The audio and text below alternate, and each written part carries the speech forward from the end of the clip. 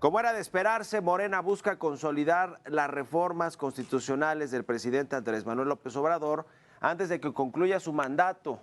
Por lo menos eso salieron a decir un puñado de legisladores morenistas ayer por la tarde. Tras las elecciones del 2 de junio, líderes del partido reconocieron que hay una fecha estimada para aprobar el paquete de reformas, el denominado Plan C. Sin embargo, horas después de que Ignacio Mier hizo de las suyas al decir que sí van las reformas en septiembre y que sobre todo va la reforma al Poder Judicial de la Federación, bueno, tras estas declaraciones, los mercados reaccionaron, protestaron y se depreció el peso mexicano frente al dólar. Ante esta situación, se replanteará el tema junto con la virtual ganadora de la presidencia de la República, Claudia Sheinbaum, porque, pues imagínense, ahora resulta que los legisladores que ya van de salida están marcándole el ritmo, la agenda, los tiempos a la presidenta electa, a Claudia Sheinbaum. Vamos a entrarle al tema y con esto comenzamos las noticias de la mañana.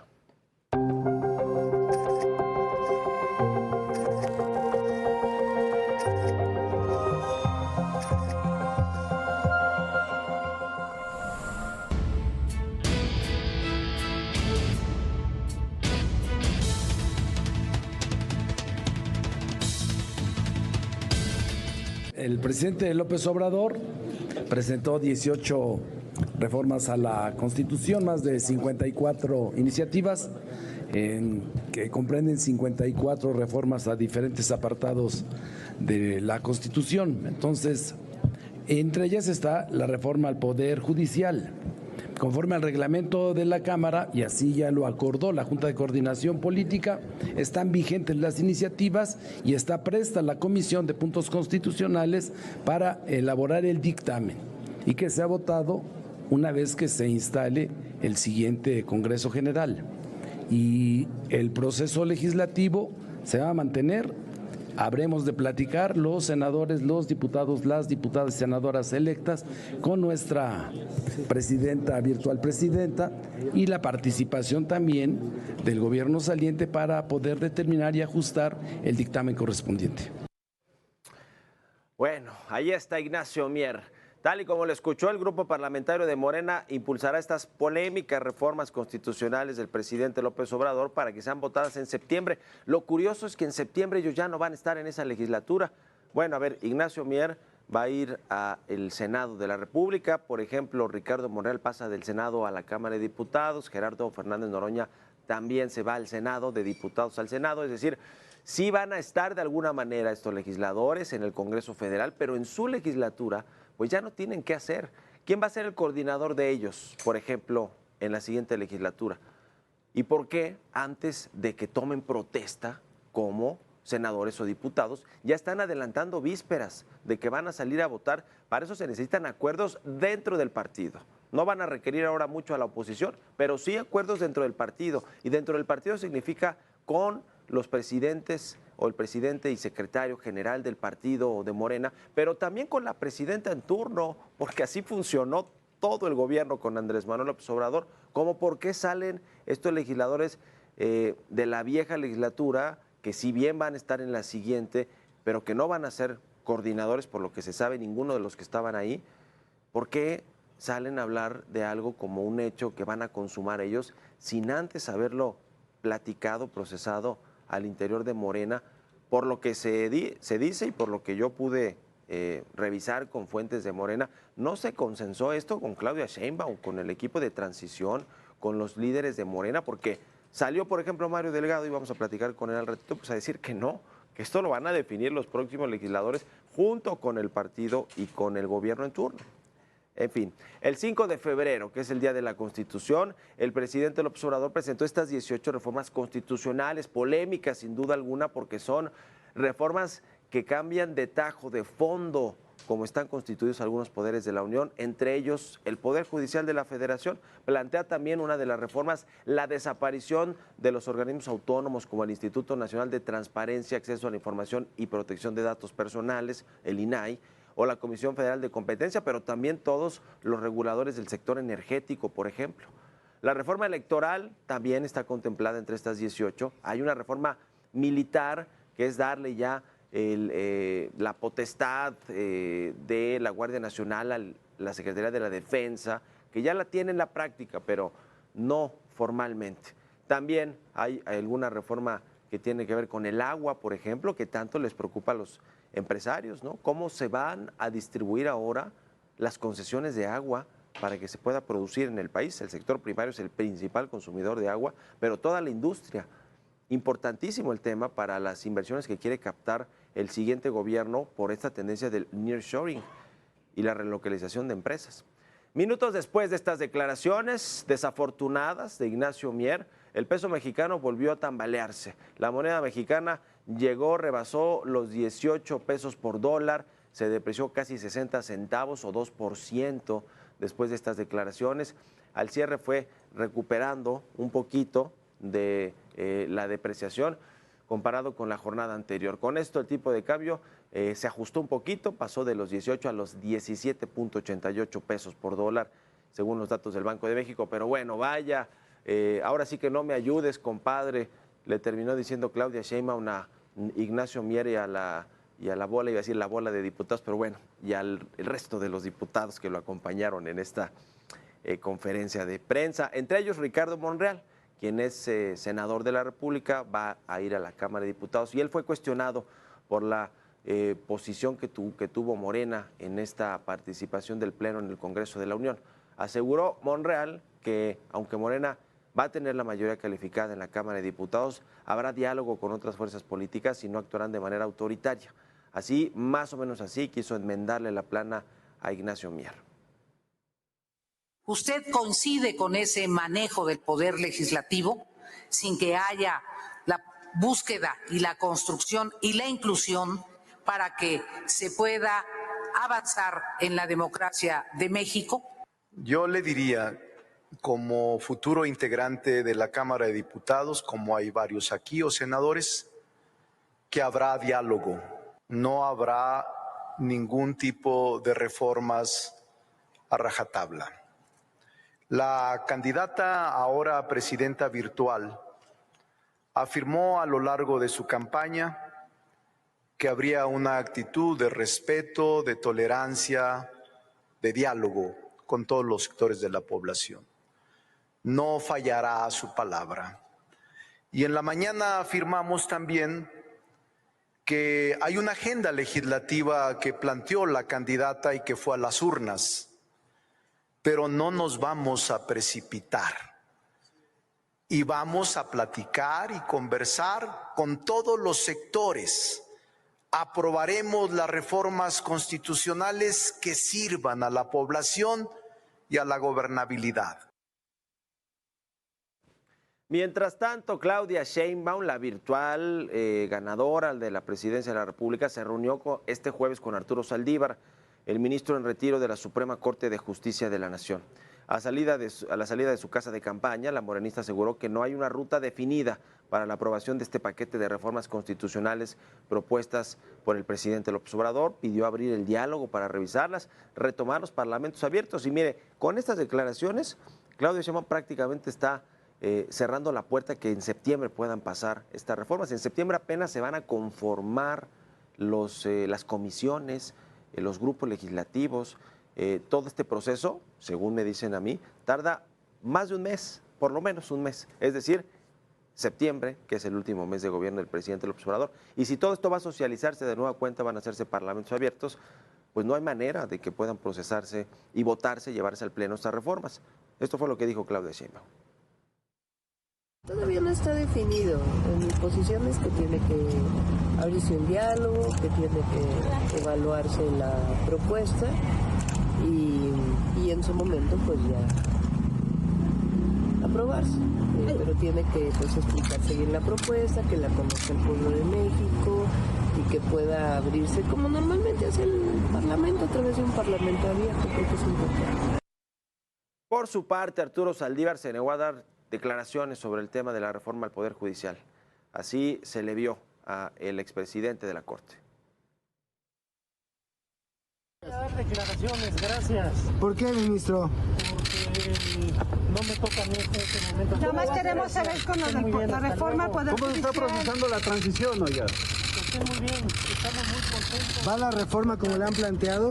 ¿Mande? ¿Va la reforma judicial como la han planteado o como usted la sugería? Quien está teniendo en este momento la representación es el doctor Juan Ramón de la Fuente, que ya aclaró el tema. Yo no tengo comentarios en este momento. Gracias. Bueno, cualquier tipo de declaración sobre la reforma al Poder Judicial, dice Arturo Saldívar, que no le compete a él, sino a Juan Ramón de la Fuente, que es el coordinador de la transición de Claudia Sheinbaum. Pero bueno, ya Claudia Sheinbaum salió a decir lo que ya le comenté hace rato, que no será posible. Esa es lo que yo leo, mi lectura sobre los comentarios de Claudia Sheinbaum, que no será posible procesar estas reformas en septiembre. Vamos a ver si en las reuniones con López Obrador logra acordar esto y se permite que sea durante su administración cuando se saquen estas reformas, que seguro se van a sacar, eso sí no hay duda, pero con algunos ajustes consensuadas, con pláticas socializadas con todos los posibles afectados o involucrados, pues le quita incertidumbre y le ayudaría a no llegar a su primer año de gobierno con una posible crisis financiera, o por lo menos una crisis de confianza, de certidumbre sobre su gobierno. Y por cierto, sobre este tema, trabajadores del Poder Judicial de la Federación le enviaron una carta a Claudia Sheinbaum en la que le solicitan ser considerados para trabajar en conjunto sobre estas reformas al Poder Judicial. Además, el sindicato externó la incertidumbre en la que viven debido a los posibles daños a la economía de quienes laboran tanto en la Suprema Corte de Justicia de la Nación como en el Consejo de la Judicatura Federal y en sus órganos auxiliares.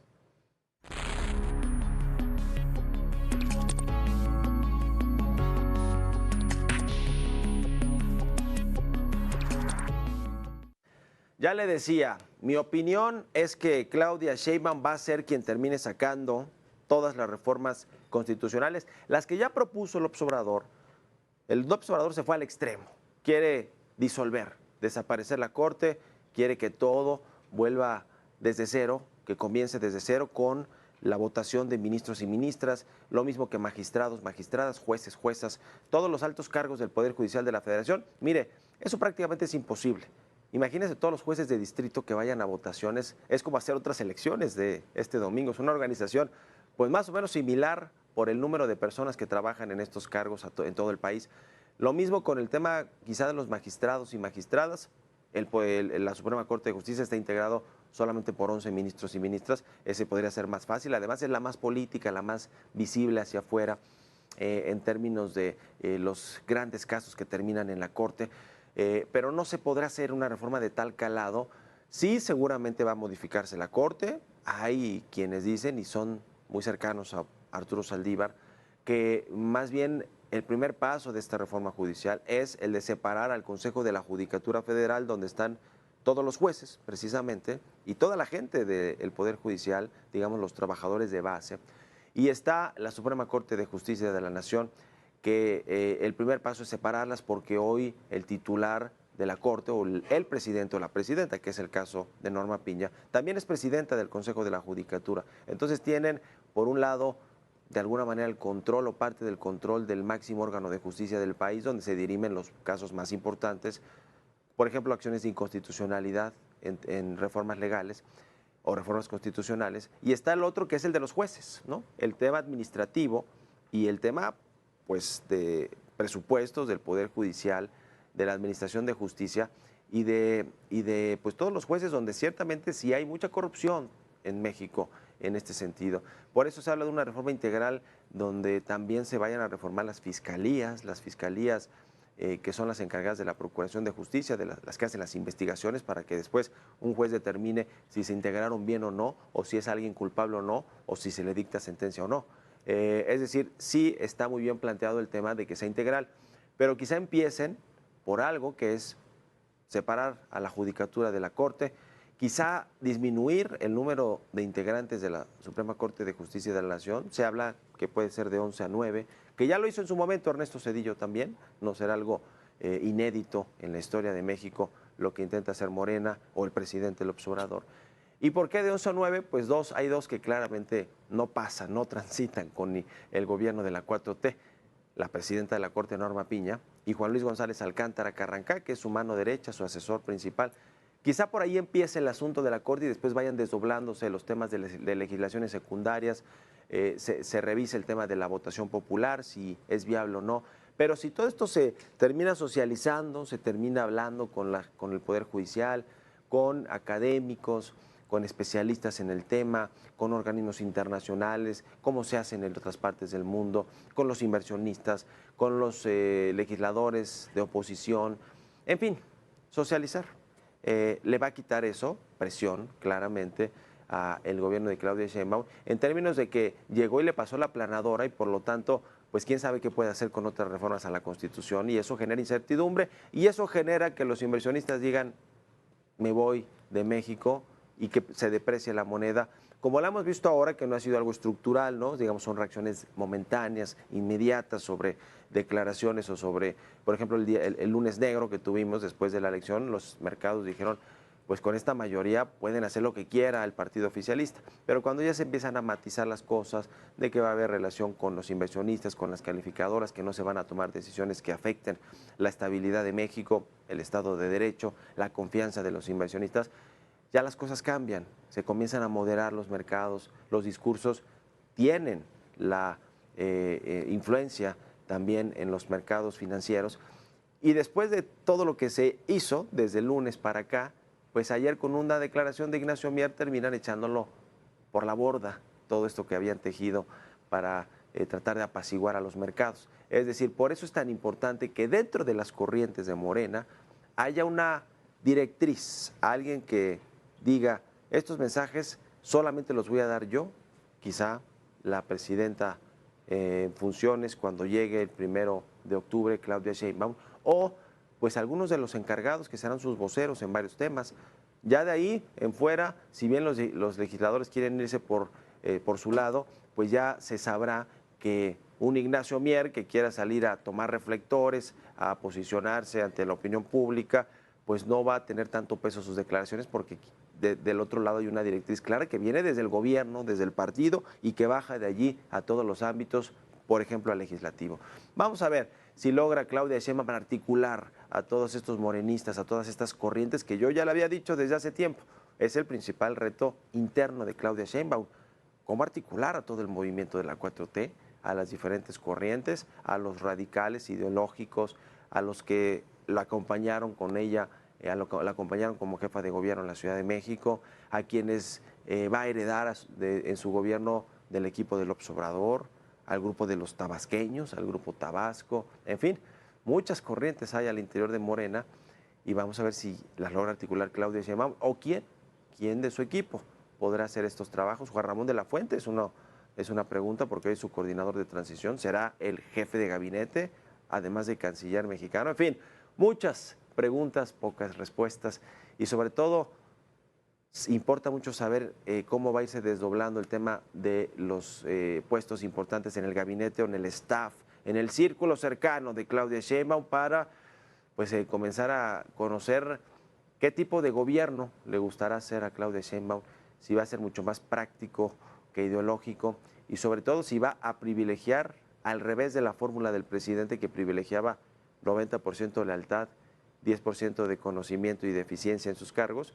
Se dice que ella quiere cambiar la ecuación y hacer 90% de eficiencia, resultados y que sepan de los encargos que van a tomar y 10% de lealtad al movimiento, a la presidenta y a Morena. Vamos a ver si es cierto y si le funciona a Claudia Sheinbaum.